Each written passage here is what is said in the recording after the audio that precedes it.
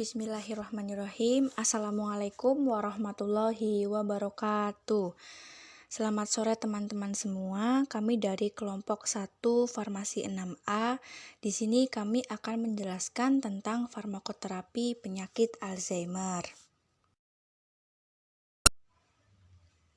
Nah, sebelumnya kami perkenalkan anggota kelompoknya terlebih dahulu. Yang pertama ada saya sendiri, Afresa Bias Putri Enarga, kemudian ada Aldina Wahyuningrum, Alfioni Trista Hapsari, Amelia Damayanti, Gunawan Laturama, Hanif Sufrialdi Bagaskara, Nikan Oktaviani, Rizka Fitrianingsih, Sita Nur Faradila, Umi Hanifatun Nikmah, dan Umi Sangadah.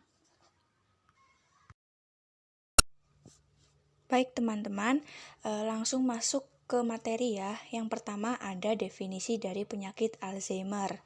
Apa sih Alzheimer itu? Alzheimer merupakan suatu penyakit gangguan mental yang masuk ke dalam kategori gangguan mental organik atau GMO pada DSM-V. Alzheimer juga merupakan penyakit yang neurogeneratif dan bersifat kronik progresif. Penyakit ini ditandai dengan gangguan fungsi luhur seperti adanya gangguan bahasa, kalkulasi, kemudian kapasitas belajar, dan sulit mengambil dalam keputusan. Apa ciri-ciri dari penyakit Alzheimer ini? Penyakit Alzheimer, ciri khasnya ini adalah kehilangan memori, ya, kehilangan ingatan atau kehilangan memori yang berjangka pendek maupun jangka panjang yang akan mempengaruhi produktivitas pada pasien Alzheimer. Definisi tersebut menurut Kumar and Shaw pada tahun 2019. Baik teman-teman, kemudian ada etiologi dari penyakit Alzheimer.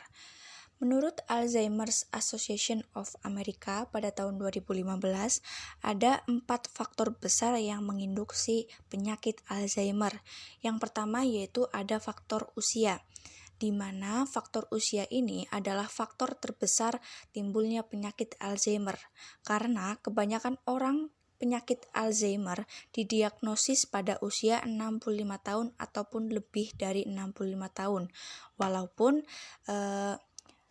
orang yang lebih muda dari 65 tahun ini juga bisa terkena penyakit Alzheimer.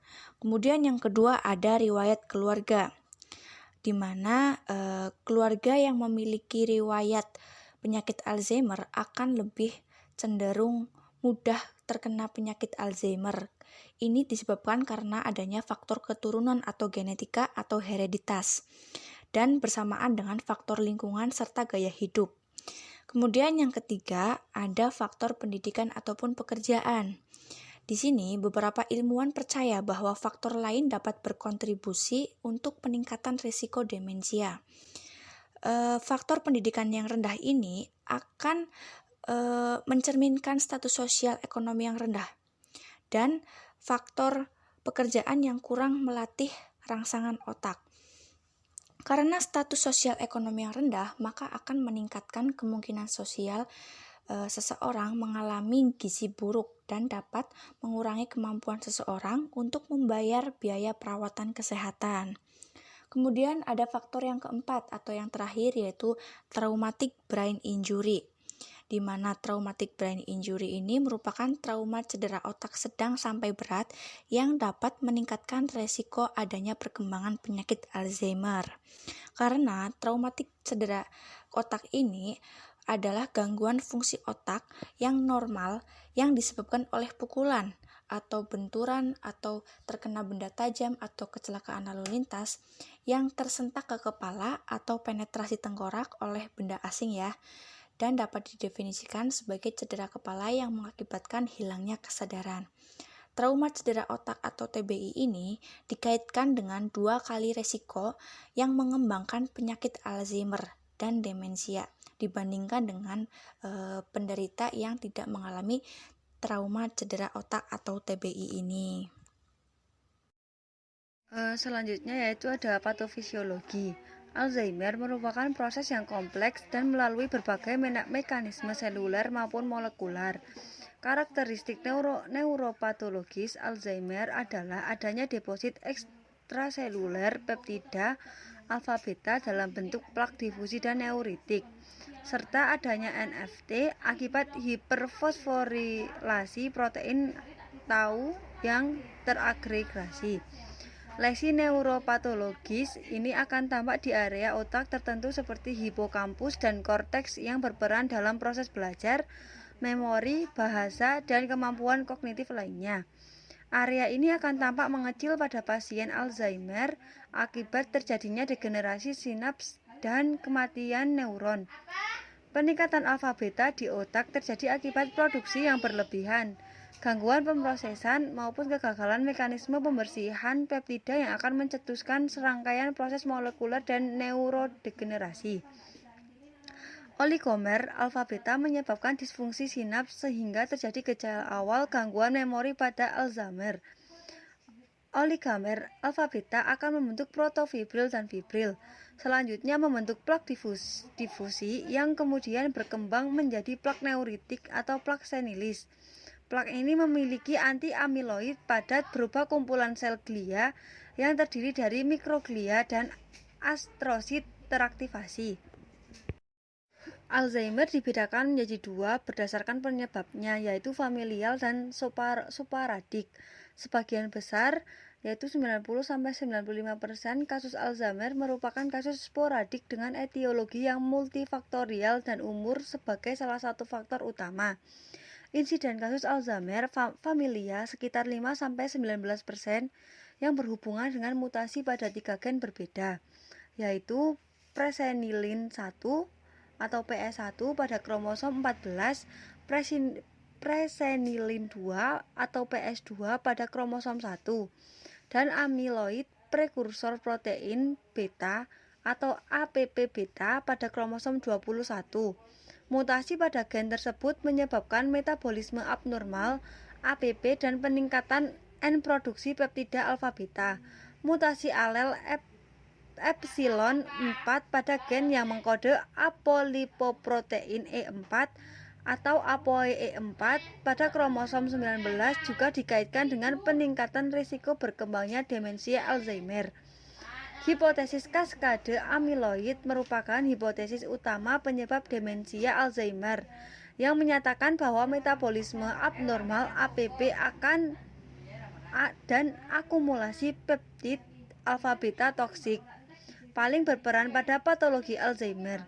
Akumulasi alfa beta menyebabkan degenerasi neuron dan hilangnya fungsi neuron yang memiliki efek toksik dan pembentukan tanggel, stres oksidatif, serta inflamasi kronis.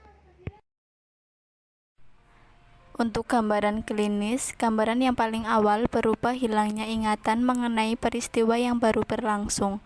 Terganggunya intelektual seseorang dengan demensia secara signifikan mempengaruhi aktivitas normal dan hubungan.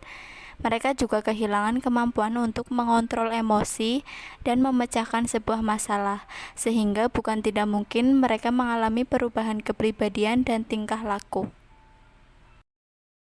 Kemudian yaitu diagnosis. Diagnosis penyakit Alzheimer paling sering dibuat oleh dokter perawatan primer individu. Tidak ada tes tunggal dan sederhana untuk mendiagnosis penyakit Alzheimer. Berbagai pendekatan dan alat tersedia untuk membantu membuat diagnosis. Diagnosis dini sangat penting karena pada tahap inilah terapi farmakologis dapat berhasil untuk mengobati penyakit atau komorbiditas yang dapat disembuhkan dan menunda perawatan pasien selama mungkin. Kemudian tujuan terapi, di mana tujuan utama dari pengobatan Alzheimer adalah untuk mempertahankan fungsi kognitif pasien selama mungkin, dan tujuan sekunder adalah untuk mengobati kejiwaan dan perilaku gejala sisa yang terjadi sebagai akibat dari penyakit. Baik teman-teman, selanjutnya ada terapi farmakologi. Yang pertama ada farmakoterapi dari gejala kognitif, yaitu terapi ini bertujuan mengatasi gejala penurunan kognitif atau penundaan perkembangan penyakit. Yang pertama ada golongan inhibitor cholinesterase, yaitu salah satu cara mengatasi gejala penurunan kognisi atau penundaan perkembangan penyakit adalah peningkatan neurotransmisi kolinergik di otak. Untuk pengobatan penyakit Alzheimer meliputi donepezil, merupakan obat yang diminum secara oral untuk pengobatan penyakit Alzheimer taraf rendah hingga medium. Rivastigmine, yaitu obat yang diminum secara oral untuk mengobati penyakit Alzheimer taraf rendah hingga medium, serta galaktamin. Seringkali galaktamin dengan dosis rendah pada awalnya 4 mg 2 kali sehari untuk beberapa minggu dan dilanjutkan dengan 8 mg 2 kali sehari untuk beberapa minggu pengobatan selanjutnya. Lanjut, kita masuk ke golongan antagonis reseptor NMDA, di mana pada penyakit Alzheimer ini ada reseptor yang berperan, yaitu glutamat N-metil aspartat atau NMDA, dan juga ini tidak normal. Tampak pula aktivitas berlebihan dari glutamat yang tidak terregulasi. Golongan ini bekerja dengan cara menghambat reseptor tersebut, sehingga kenaikan ion kalsium yang menginduksi kaskade sekunder yang menyebabkan kematian syaraf dan peningkatan produksi APP tidak terjadi. Memantin saat ini satu-satunya agen kelas ini yang disetujui untuk pengobatan Alzheimer. Memantin adalah obat yang diminum secara oral untuk pengobatan penyakit Alzheimer taraf sedang hingga berat. Selanjutnya ada golongan obat non-konvensional. Yang pertama ada estrogen, yaitu pengganti estrogen yang telah dipelajari secara ekstensif untuk pengobatan dan pencegahan AD. Hasil survei epidemiologi mendorong peneliti untuk melihat penggunaan estrogen preventif dan sebagai pengobatan untuk penurunan kognitif. Selanjutnya ada agen anti radang. Studi epidemiologi menunjukkan pelindungan efek terhadap AD pada pasien yang telah menggunakan NSAIDs. Selanjutnya ada lipid lowers agent. Kepentingan dalam efek proyek yang potensial pada pasien AD adalah agen penurun lipid, khususnya 3-hidroksi 3-metilglutari koenzim A reduktase inhibitor. Selanjutnya ada antioksidan. Berdasarkan teori patofisiologi yang melibatkan oksidatif stres dan akumulasi radikal bebas di AD, telah berkembang tentang penggunaan antioksidan dalam pengobatan AD. Vitamin E sering kali direkomendasikan sehingga pengobatan adjunktif untuk pasien AD. Selanjutnya ada ginkgo biloba. Ginkgo biloba adalah ekstrak dari tanaman ginkgo yang mendukung bahan-bahan yang mempunyai efek yang positif pada sel-sel otak dan tubuh. Setelah kita mengetahui farmakoterapi gejala kongestif, sekarang ada yang non-kongestif, yaitu pertama ada inhibitor kolinesterase dan mematin. Mematin menunjukkan perubahan perilaku yang sensitif akan selama minimal 6 bulan, baik dengan dosis tunggal atau dalam kombinasi dengan kolinesterase inhibitor. Selanjutnya ada antipsikosis. Antipsikosis banyak digunakan dalam pengolahan gejala necrosis arteri pada pasien AD. Ada bukti sederhana yang meyakinkan bahwa sebagian besar antipsikotik atipikal memberikan beberapa manfaat bagi gejala neuropsikiatri tertentu.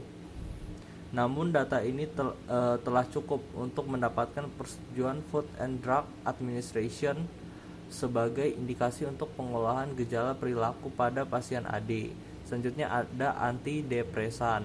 Gejala depresi yang umum pada pasien dengan AD terjadi pada sebanyak 50% dari pasien. Apatisme mungkin bahkan lebih sering, namun gejala ini mungkin sulit untuk dibedakan pada pasien demensia. Dalam prakteknya, pengobatan dengan selektif serotonin reuptake inhibitor disingkat SSRI dimulai paling sering pada pasien dengan AD. Berdasarkan profil efek samping dan bukti keberhasilan, antidepresan trisiklik, memiliki khasiat mirip seperti SSRI, namun umumnya harus dihindari karena aktivitas antikolinergiknya. Selanjutnya ada terapi lain. Karena antipsikotik dan terapi antidepresan telah menunjukkan efikasi moderat dan hanya menimbulkan resiko efek samping yang tidak diinginkan, obat-obat lain yang dapat digunakan untuk mengobati perilaku penggunaan dan agresi pada gangguan kejiwaan dan neurologis lainnya telah diusulkan sebagai pengobatan alternatif yang potensial. Alternatif tersebut adalah benzodiazepin, pulsiron, seliginin, karbamazepin, dan asam valproat. Oxazepin khususnya telah digunakan untuk mengobati kecemasan, agitasi, dan agresi. Tapi obat-obat tersebut umumnya menunjukkan khasiat rendah bila dibandingkan dengan antipsikotik. Yang selanjutnya ada terapi non-farmakologi. Terapi non-farmakologi melibatkan pasien, keluarga, atau pengaruh untuk mensupport, menghadapi, dan memahami kondisi pasien. Hidup pasien dengan Alzheimer harus menjadi semakin lebih sederhana, terstruktur, dan keluarga pasien perlu dipersiapkan untuk menghadapi perubahan dalam kehidupan yang akan terjadi sepanjang penyakit menjadi lebih parah. Prinsip-prinsip dasar dalam pengobatan pasien dengan Alzheimer meliputi: yang pertama itu ada menggunakan pendekatan yang halus terhadap pasien, kemudian menjamin rasa nyaman bila diperlukan, berempati dengan masalah pasien, menjalankan rutinitas sehari-hari secara tetap, menyediakan lingkungan yang aman, memberikan kegiatan di siang hari, menghindari overstimulasi, dan menggunakan barang-barang dekoratif yang akrab di ruang tamu. Kemudian yang terakhir ada menanggapi penurunan mendadak dalam fungsi dan penampilan dengan perhatian yang lebih profesional. Sekian penjelasan dari kami. Apabila ada kesalahan, kami mohon maaf. Terima kasih. Wassalamualaikum warahmatullahi wabarakatuh.